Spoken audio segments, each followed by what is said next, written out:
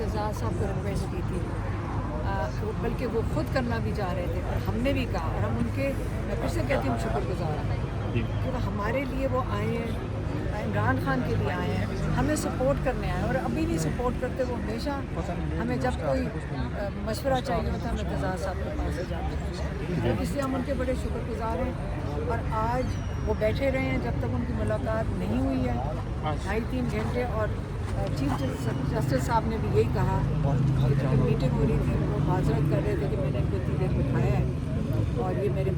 ہمارے سارے پاکستان میں ہم ان کو بڑا مانتے ہیں، چیف جسٹس نے بھی کہا، کیونکہ دیکھیں یہ وہ ہیں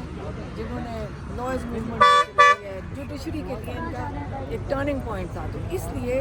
انہوں نے جو ہمت کی ہے اپنی بیڈ ریسٹ چھوڑ کے یہاں بیٹھنا،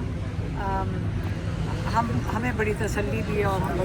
اب کیسز جو لطیف کوچا صاحب والے کیسز سارے افزاز حسن صاحب دیکھ لیں گے، یہ نہیں ہے، یہ وہ صرف بھی اس اور کیس کیس ہے، وہ تو 2023 کا کیس ہے، سیپریٹ پٹیشن ایک میری بہن کی طرف سے گئی ہے جس میں بنڈاری صاحب ہیں، ہم تو ہر طرف سے کر رہے ہیں، اب ایک اعتزاز صاحب خود ڈالنا چاہ رہے ہیں، جس کے لیے انہوں نے چیف جسٹس کو کہا کہ میں نے وہ لینی ہے، پاور آف اٹارنی لینی ہے، میں نے آخر میں ملاقات کو بتا دیں، عمران خان صاحب سے ملاقات کے حوالے سے جو بات بتا رہے ہیں، یہ ابھی وہ کہہ رہے ہیں، ابھی ہمیں نہیں پتا، اس وقت بات نہیں ہوئی ہے، ابھی آ کے میرے کو نیاز اللہ نیازی صاحب پیچھے آئے ہیں،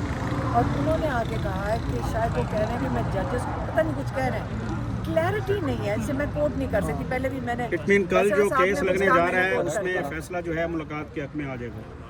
کل جو کیس لگنے جا رہا ہے، کل اب دیکھتے ہیں نا، آپ انتظار کریں، میرے پاس جواب تو نہیں، میں کوئی عدالت تو نہیں ہوں،